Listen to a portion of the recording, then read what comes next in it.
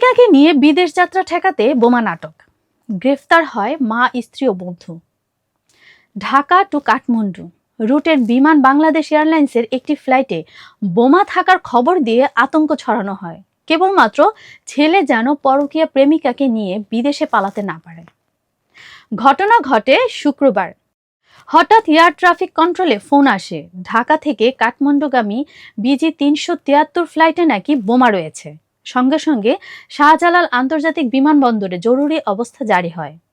থেমে যায় ফ্লাইটের যাত্রা। নিরাপত্তা বাহিনী কয়েক ঘন্টা ধরে তল্লাশি চালায়। যাত্রীরা নামিয়ে নেওয়া হয়। গোটা টার্মিনালে চাঞ্চল্য ছড়িয়ে পড়ে, কিন্তু শেষ পর্যন্ত কোথাও কোনো বোমার অস্তিত্ব মেলে না। 3 ঘন্টার বেশি সময় নষ্ট করে সব ক্লিয়ার হওয়ার পর সেই ফ্লাইটটি ফের উড়াল দেয় কাঠমান্ডুর উদ্দেশ্যে। আর তাতেই স্বপ্নের মতো বিদেশ যাত্রা সেরে ফেলেন প্রেমিক যুগল।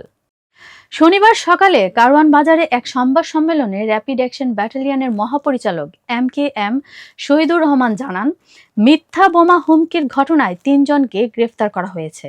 ইমনের মা রাশেদা বেগম, স্ত্রী তাহমিনা আক্তার এবং বন্ধু ইমরান। র্যাবের ডিজি বলেন, আমরা ঘটনার পরপরই তদন্তে নামি। রাতভর অভিযান চালিয়ে তাদের গ্রেফতার করা হয়েছে। নিরাপত্তা বাহিনী ও গোয়েন্দা সংস্থাগুলো সহায়তা করেছে। তদন্তে বেরিয়ে আসে, ইমন নামের এক ব্যক্তি নিজের প্রেমিকাকে নিয়ে নেপাল যেতে চাইছিলেন।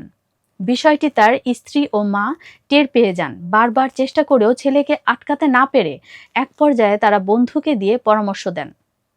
সেই বন্ধু ইমরানি পরামর্শ দেয়, বিমানে বোমার হুমকি দিলে ফ্লাইট বন্ধ হয়ে যাবে। তিনি আরও জানান, এই ধরনের কর্মকাণ্ড শুধু আইন বিরুদ্ধ নয়, দেশের ভাবমূর্তিও মারাত্মকভাবে ক্ষুণ্ণ করে। জাতীয় এয়ারলাইন্সের সুনাম নষ্ট হয়। ভবিষ্যতে এমন ঘটনা পুনরাবৃত্তি রোধে কঠোর ব্যবস্থা নেওয়া হবে। যারা এই কাজ করেছেন তাদের আইনের আওতায় আনা হয়েছে। র্যাব কর্মকর্তা বলেছেন, এ ধরনের ফোন বোমা নাটক কোনো বিচ্ছিন্ন ঘটনা নয়, আগেও এমন ঘটেছে, যেখানে শেষ পর্যন্ত কোনো বিস্ফোরক মেলেনি। কিন্তু এই কৌশলে শত শত যাত্রীর ভোগান্তি, আন্তর্জাতিক মানের নিরাপত্তা প্রোটোকল নষ্ট হওয়া এবং রাষ্ট্রীয় ব্যয়ের ক্ষতি হয়। র্যাব জানিয়েছে, এই ঘটনায় গ্রেফতার 3 জনের বিরুদ্ধে আইনি প্রক্রিয়া শুরু হয়েছে। তাদের জিজ্ঞাসাবাদ করে বিস্তারিত তথ্য নেওয়া হচ্ছে। এ ধরনের অপরাধে কঠিন শাস্তির বিধান আছে বলেও সতর্ক করেছে বাহিনী।